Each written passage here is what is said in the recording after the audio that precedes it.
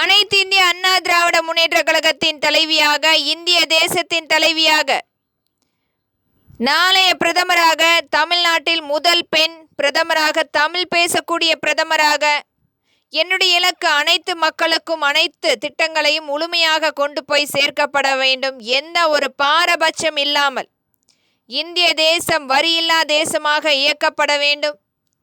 அனைத்து மக்களுக்கும் முழுமையான கல்வி இலவசமாக கொண்டு போய் சேர்க்கப்பட வேண்டும். அனைத்து மருத்துவத்தையும் இலவசமாக அனைத்து மக்களுக்கும் கொண்டு போய் முழுமையாக சேர்க்கப்பட வேண்டும். விவசாய மக்களுக்குரிய விளைச்சலுக்கேற்ற விலை நிர்ணயம் அங்கீகாரம் அளிக்கப்பட வேண்டும். தொழில் உற்பத்திக்குரிய விலை நிர்ணயம் செய்து அம்மக்களை போற்றப்பட வேண்டும்.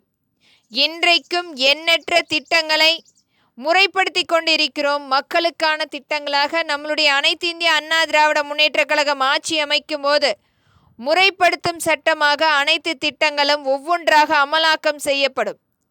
மக்களுடைய மேம்பாட்டுக்காக நாம் ஒவ்வொன்றாக செய்து கொண்டிருந்தாலும் இன்றைக்கு ஆட்சி பொறுப்பில் இருப்பதால் மக்களுடைய நலனை கருதாமல் மிகப்பெரிய அளவில் நம்மளுடைய கனிம வளங்களை ஆங்காங்கே திருடி கொண்டிருக்கும் அனைவருக்குமே இது ஒரு தடை பாதுகாப்பாளன் சட்டம் முறைப்படுத்தப்படும்.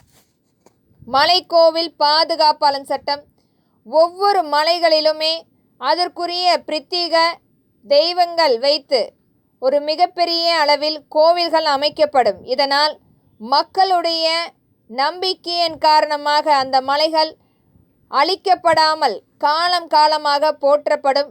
நம்மளுடைய கனிம வளங்கள் திருடு போகாமல் இருக்கும். இது போன்ற அனைத்து நம்மளுடைய தமிழகம் மட்டுமில்லாமல் அனைத்து மாநிலத்தில் உள்ள மலைகள் அனைத்துமே இது மாதிரியான கோவில் அமைப்பு ஏற்படுத்தி நம்மளுடைய கனிம வளங்களை காப்பாற்றுவதற்கான ஒரு நம்பிக்கையாக ஏற்படுத்தி அமைக்கப்படும் என்பதை திறன்பட வலியுறுத்துகிறேன். நன்றி.